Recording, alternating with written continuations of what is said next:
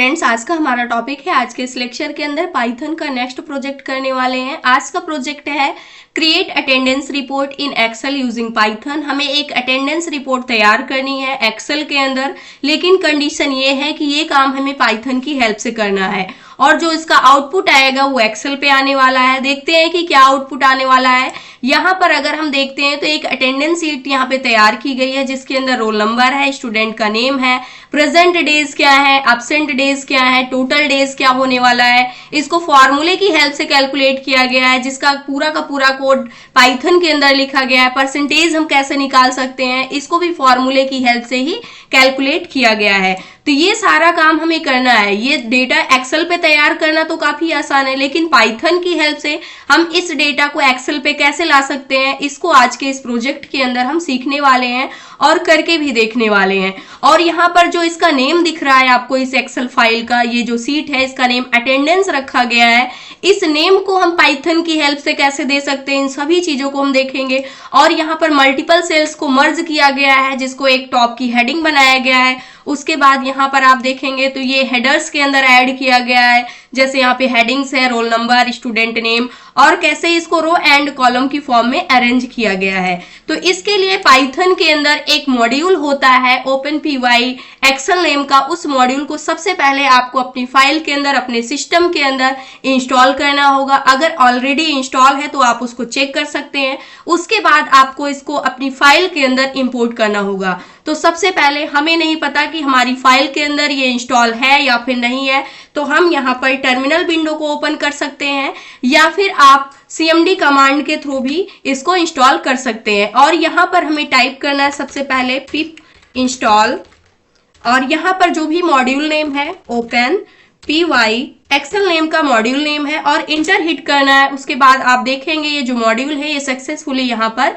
Install होकर के आ जाएगा। हो सकता है थोड़ा सा टाइम भी ले ये, लेकिन ये सक्सेसफुली इंस्टॉल होने के बाद आपको इस विंडो को क्लोज कर देना है। उसके बाद मेन फाइल के अंदर आ जाना है और यहाँ पर अटेंडेंस शीट को आप क्रिएट करना है। तो सबसे पहले हमें इंपोर्ट कर लेना है। इंपोर्ट किसको करना है? जो हमारे पास मॉड्यूल है। मॉड्यूल क्या है? OpenPy एक्सेल नेम का जो मॉड्यूल है हमने इसको इंपोर्ट कर लिया है। लेकिन इसके अंदर एक फंक्शन होता है वर्कबुक नेम का। हमें वर्कबुक क्रिएट करनी है, एक्सेल शीट बनानी है, और जो ये मॉड्यूल होता है ये एक्सेल के लिए ही बनाया गया है। इसकी हेल्प से एक्सेल के अंदर जितनी भी चीजें होती है वो आप आसानी से कर सकते हैं। इसके अंदर सारे फंक्शन अवेलेबल हैं। अब यहाँ पर सबसे पहले हम डायरेक्टली क्या करने वाले हैं, वर्कबुक को यहाँ पर इंपोर्ट करने वाले हैं। तो यहाँ पर लिखेंगे फ्रॉम नेम का कीवर्ड, और इसके बाद जो हमारे पास मॉड्यूल है इसके अंदर से हमें इंपोर्ट करना है वर्कबुक नेम का जो फंक्शन है। इसी प्रकार से एक फंक्शन और है जिसको हमें इंपोर्ट करना है, वो है फॉन्ट नेम का। तो यहाँ पर लेने वाले हैं फ्रॉम और हमारा मॉड्यूल नेम। फिर इसके बाद इसी के अंदर हमें चाहिए स्टाइल्स। स्टाइल्स के अंदर जाएंगे और यहाँ से इंपोर्ट हमें क्या कर लेना है, इस बार फॉन्ट को यहाँ से इंपोर्ट कर लेना है, क्योंकि हमें फॉन्ट भी चेंज करना होगा। जैसे आप यहाँ पे देख सकते हैं फॉन्ट की स्टाइल क्या रखना है आपको, बोल्ड रहना चाहिए, इटैलिक रहना चाहिए, कैसा रहना चाहिए। इन सभी चीजों के लिए हमने फॉन्ट नेम का जो फंक्शन है इसको भी यूज कर लिया है। अब हमें डेट भी चाहिए, तो इसके लिए हम क्या करने वाले हैं, यहाँ से फ्रॉम कीवर्ड को लेंगे और डेट के लिए डेट टाइम नेम का एक फंक्शन होता है जिसको हमें यहाँ पर लेना होगा, मॉड्यूल होता है, और इसके अंदर हमारे पास फंक्शन होता है डेट नेम का। तो इस फंक्शन को हमें यहाँ पे एक्सेस कर लेना है। अगर ये इंस्टॉल नहीं है डेट टाइम मॉड्यूल तो आप इसको भी टर्मिनल विंडो पे जा करके डायरेक्टली आप इसको इंस्टॉल कर सकते हैं अपनी फाइल के अंदर, अदरवाइज ये इंस्टॉल रहता है। अब इसके बाद हमें क्या करना है, ये तो बेसिक काम था। अब हमें इस वर्कबुक को क्या करना है, क्रिएट करना। तो क्रिएट करने के लिए यहाँ पे थोड़ा सा हम कमेंट के साथ में चलते हैं। तो कमेंट हम यहाँ पर देने वाले हैं क्रिएट वर्कबुक, जिससे आपको थोड़ा सा और आसानी होगी। और यहाँ पर एक वेरिएबल नेम लेते हैं WB, यानी कि इसकी फुल फॉर्म आप वर्कबुक ऐसे एज्यूम कर सकते हैं। और यहाँ पर हमें लेना है वर्कबुक नेम का जो फंक्शन है, इस फंक्शन को डायरेक्टली यहाँ पे कॉल कर लेना है। फिर इसके बाद हमें वर्कशीट क्रिएट करना है, क्योंकि एक वर्कबुक के अंदर एक्सेल में मल्टीपल वर्कशीट होती हैं। तो यहाँ पे वर्कशीट के लिए और यहाँ पे जो हमारी वर्कबुक है इसी के अंदर हमें क्या करना है, वर्कशीट पे काम करना है। तो यहाँ पे WB यानी कि वर्कबुक को लेंगे डॉट, और यहाँ पर एक्टिव नेम का एक फंक्शन होता है, या फिर एक्टिव आप ऐसे लिख सकते हैं, इसको हमें यूज करना है। और इसके बाद WS यानी कि जो हमारी वर्कशीट है इसके अंदर हम पहुंच जाएंगे और यहाँ पे हमें टाइटल जो भी देना है वो हम दे सकते हैं। इसका मतलब ये होगा कि जो भी आपकी वर्कशीट है उसका आप नेम क्या देना चाहते हैं। नेम आप चेंज करना चाहते हो तो यहाँ पर हम नेम इसका चेंज कर सकते हैं। मान लीजिए हमने यहाँ पर इसका नेम क्या दे दिया, रिपोर्ट दे दिया, कुछ इस प्रकार से। अब इसके बाद हमें क्या करना है, ये तो काम कंप्लीट हो गया, अब हमें टाइटल क्रिएट करना है। तो टाइटल आपको क्या देना है, तो सबसे पहले यहाँ पर आप देखते हैं ABC स्कूल अटेंडेंस शीट जो दिया गया है ये एज अ टाइटल है, तो हम इसको टाइटल रखने वाले हैं। लेकिन यहाँ पर मल्टीपल कॉलम्स को अगर आप देखते हैं तो मर्ज किया गया है, मल्टीपल सेल्स को आपस में मर्ज किया गया है। A से लेकर के F तक के जो कॉलम्स हैं इन सभी को आपस में क्या कर दिया गया है, मर्ज कर दिया गया है। और रो नंबर क्या है, यहाँ पे 1 है। तो इसको मर्ज कैसे करना है इसको हम सबसे पहले सीखेंगे। तो यहाँ पर हम देते हैं कि अब हमें क्या क्रिएट करना है, टाइटल। तो टाइटल के लिए जो हमारी वर्कशीट है इसके अंदर जाना है और इसके बाद इसी के अंदर एक मर्ज सेल्स नेम का एक फंक्शन होता है, ये लेना है। और यहाँ पर हमें बताना होगा रेंज के अंदर कि कहाँ से लेकर के कहाँ तक की सेल्स को आपको मर्ज करना है। तो हम चाहते हैं A1 से जो सेल्स स्टार्ट हो रही हैं यहाँ से लेकर के F1 ही कर देते हैं। F1 तक की सेल्स क्या हो जानी चाहिए, मर्ज हो जानी चाहिए। तो इस प्रकार से A1 यहाँ से स्टार्ट हो रहा है, यानी कि कॉलम नंबर A है, रो नंबर 1 है, यहाँ से स्टार्ट होगा और F1 तक की जितनी भी सेल्स हैं ये सारी आपस में क्या हो जाएंगी, मर्ज होकर के आ जाएंगी। अब इसके बाद हमें क्या करना है, जो भी टाइटल हम राइट करना चाहते हैं वो हमें सिंपली सा राइट कर देना है WS। और यहाँ पे सबसे पहले ये जो कॉलम नंबर एक सिंगल सेल बन जाएगा मर्ज करने के बाद, ये जो सेल्स है इसका जो एड्रेस होगा वो A1 है सिर्फ, तो A1 में ही हमें राइट करना है। तो यहाँ पे हमें बताना होगा कि किस सेल में हम राइट करना चाहते हैं। Column number A row number 1 में हमें राइट करना है।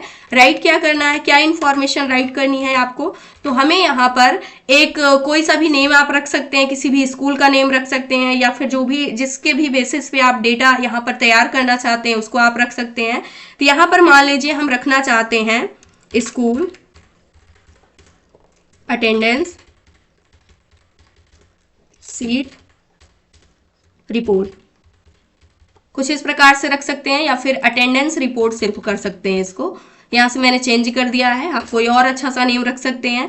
फिर इसके बाद हमें क्या करना है, इस वर्कशीट के अंदर आना है जो भी है, और इसके अंदर फिर से जो A1 है इसको हमें चूज कर लेना है, यानी कि इस सेल नंबर को लेना है, इसका जो भी एड्रेस है। और यहाँ पर जो भी इसका फॉन्ट है, फॉन्ट हम बोल्ड रखना चाहते हैं तो यहाँ पे हमें फॉन्ट को यूज करना होगा। तो यहाँ पर हम लेना चाहते हैं फॉन्ट, और फॉन्ट इक्वल यहाँ पर हम देंगे जो फॉन्ट है वो फॉन्ट कैसा होना चाहिए। तो सबसे पहले इसकी साइज हम यहाँ पर दे देते हैं, तो साइज का यूज करेंगे। फर्स्ट पैरामीटर साइज हमें कितनी रखनी है, तो यहाँ पे साइज हम दे सकते हैं, एज्यूम करते हैं कि 14 रख देते हैं इसकी साइज। फिर कॉमा लगाना है हमें, और ये कैसा होना चाहिए, तो हम चाहते हैं कि बोल्ड होना चाहिए, तो बोल्ड इक्वल हमें क्या कर देना है, यहाँ पे ट्रू सेट कर देना। तो इस प्रकार से इसको एक फॉन्ट मिल जाएगा। अगर इस प्रोग्राम को हम रन करते हैं तो अभी के लिए जो हमारा प्रोग्राम है वो सक्सेसफुली रन हो रहा है, बट ये जो फोल्डर है इस फोल्डर के अंदर अगर आते हैं तो यहाँ पर कुछ भी अभी हमें डिस्प्ले नहीं हो रहा है। अब इसके बाद नेक्स्ट काम क्या करना है, तो यहाँ पे टाइटल हो गया, टाइटल कंप्लीट हो चुका है। जो हमारी वर्कशीट थी ये टाइटल वाला पार्ट भी कंप्लीट हो गया। अब ये हेडर्स वाला पार्ट आता है, जो हेडिंग्स है इसको हेडर्स का पार्ट हम बोल सकते हैं। तो यहाँ पे आएंगे और इसके लिए अब हम क्रिएट करने वाले हैं हेडर्स। तो यहाँ पे एक वेरिएबल नेम लेते हैं हेडर्स नेम का, और इसके इक्वल हेडर्स के अंदर क्या क्या चीजें होनी चाहिए। सबसे पहले हम चाहते हैं यहाँ पे रोल नंबर होना चाहिए, तो यहाँ पे हमें टाइप करना होगा रोल नंबर, फिर कॉमा लगाना होगा। फिर नेक्स्ट क्या चाहिए, स्टूडेंट्स, या फिर सिर्फ स्टूडेंट नेम लिख देते हैं। यहाँ पे थर्ड नंबर पे हमें क्या चाहिए, प्रेजेंट डेज क्या है, तो यहाँ पे हमें टाइप करना है प्रेजेंट डेज। सेम इसी प्रकार से एब्सेंट डेज क्या है, तो यहाँ पे हम टाइप करेंगे एब्सेंट डेज। फिर नेक्स्ट क्या होना चाहिए, नेक्स्ट हम चाहते हैं कि टोटल डेज क्या है, यानी कि एब्सेंट और प्रेजेंट मिला के क्या होना चाहिए, तो यहाँ पर टोटल डेज भी कैलकुलेट कर सकते हैं। फिर नेक्स्ट हम चाहते हैं कि परसेंटेज क्या है, तो यहाँ पे हम लेने वाले हैं परसेंटेज को।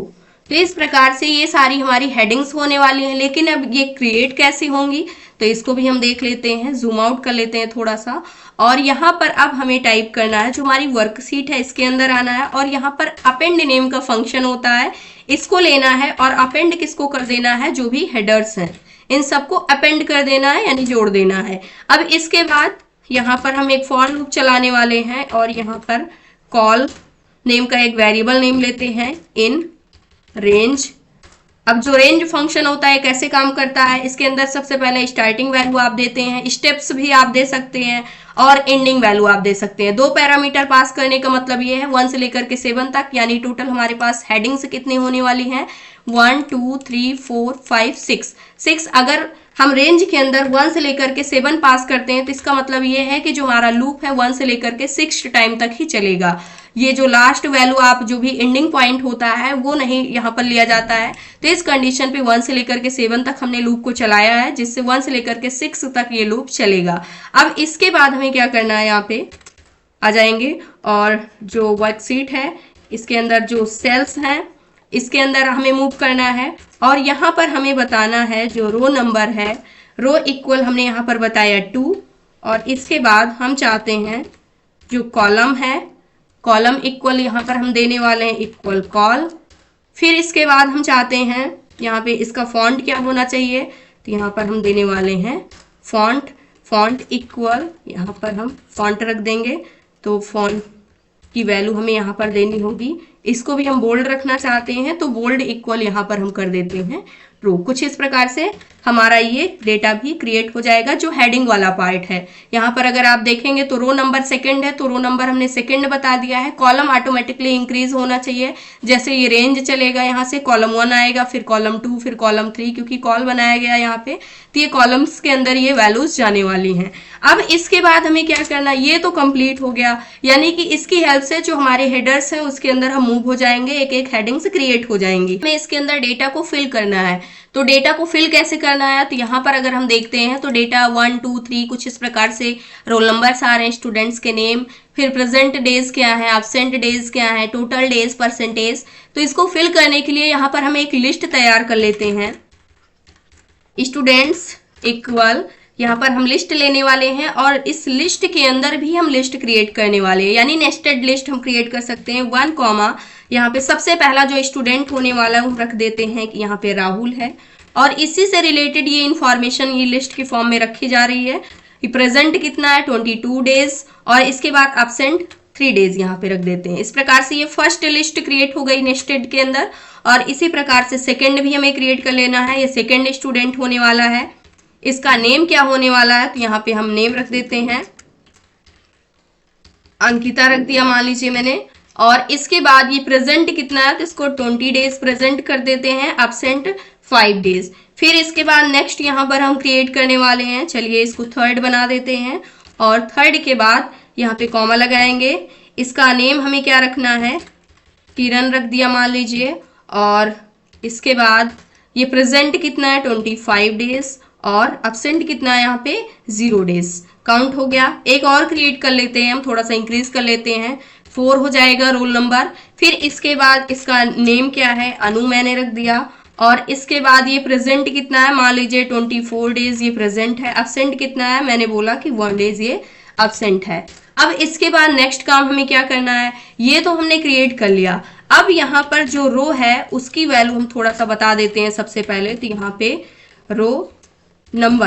रो नंबर ये कहाँ से स्टार्ट होना चाहिए, 3 से, क्योंकि जो फर्स्ट है फर्स्ट को मर्ज करके हमने डेटा फीड कर दिया, सेकंड पे हमने हेडिंग्स रख दिया। अब जो डेटा फीड होना स्टार्ट होना चाहिए स्टूडेंट्स का रिकॉर्ड, वो रो नंबर 3 से होना चाहिए। तो यहाँ पर हमने रो नंबर की वैल्यू क्या रख दी है, अभी के लिए 3 रख दी है। अब यहाँ पर हमें लगाना है लूप, यहाँ पे फॉर लूप लगाएंगे क्योंकि हमें डेटा को एक्सेस करना है। तो यहाँ पर एक वेरिएबल लेते हैं स्टूडेंट नेम का और यहाँ पर जो हमने लिस्ट बनाई हुई है उसका नेम क्या रखा है, स्टूडेंट्स रखा हुआ है।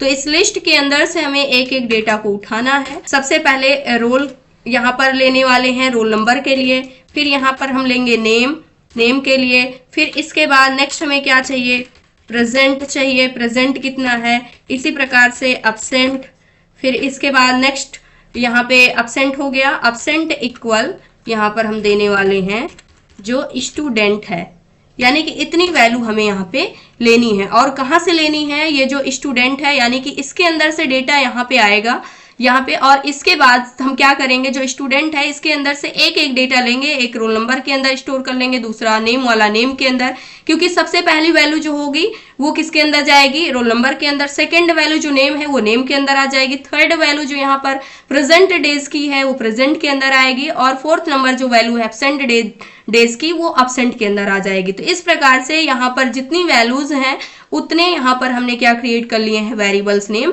ले लिए हैं। अब इसके बाद लास्ट में हमें क्या क्रिएट करना है, टोटल भी क्रिएट करना है। तो यहाँ पर एक टोटल नेम का वेरिएबल बनाते हैं और इसके अंदर हमें काउंट करना है कि प्रेजेंट कितना है और एब्सेंट कितना है। तो प्रेजेंट एंड एब्सेंट के अंदर जो भी वैल्यू आती है उसको हर बार हमें क्या कर लेना है, काउंट कर लेना है। फिर इसके बाद यहाँ पर हमें परसेंटेज भी निकालना होगा।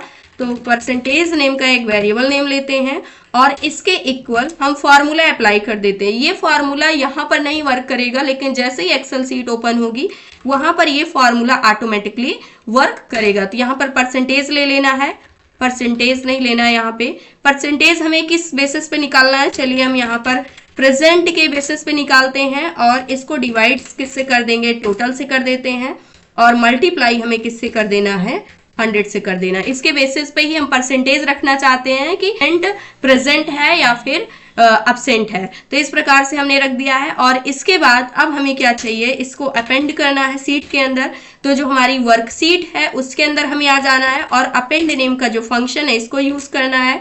और हमें अपेंड क्या करना है, तो यहाँ पे जो हमारा रोल नंबर है ये अपेंड होना चाहिए, इसके बाद नेम, फिर हम चाहते हैं कि जो प्रेजेंट है ये आना चाहिए, इसके बाद जो एब्सेंट है इसको हमें ऐड करना है, तो यहाँ पे एब्सेंट रख देंगे।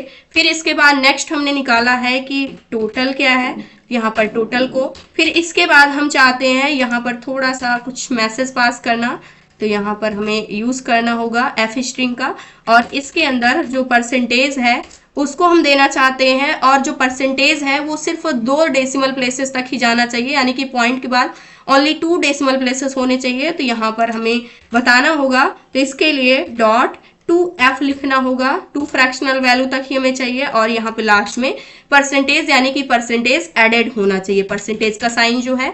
तो इस प्रकार से हमने इसको ऐड कर दिया, अपेंड कर दिया है लिस्ट से, लिस्ट के अंदर। और इसके बाद यहाँ पे हमें क्या चाहिए, जो रो नंबर है और यहाँ पर प्लस इक्वल 1, इस प्रकार से हम वैल्यूज को क्या करेंगे, अपडेट करते रहेंगे।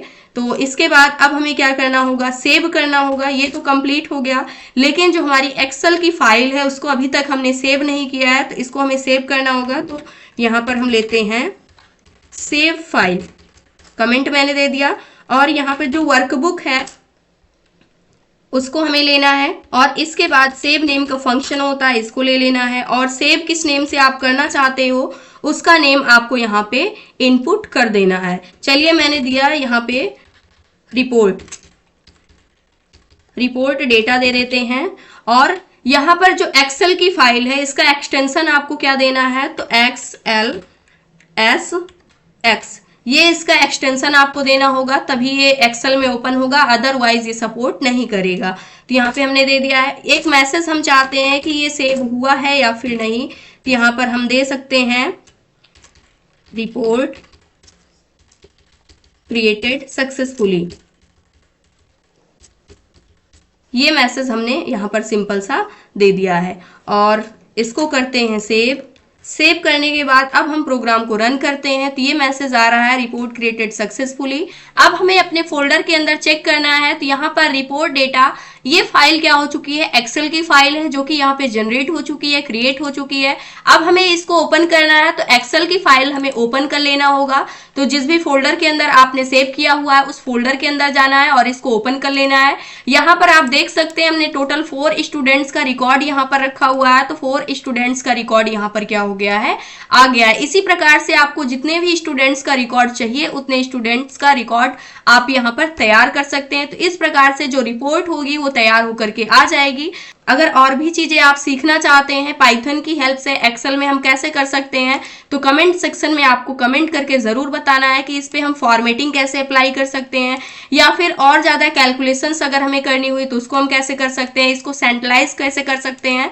तो इन सभी चीजों पे हम प्रॉपर वीडियो जरूर ले आएंगे। तो ये था आज का हमारा टॉपिक। आई होप दोस्तों अगर आज की इन्फॉर्मेशन आपको अच्छी लगी हो तो प्लीज वीडियो को लाइक करना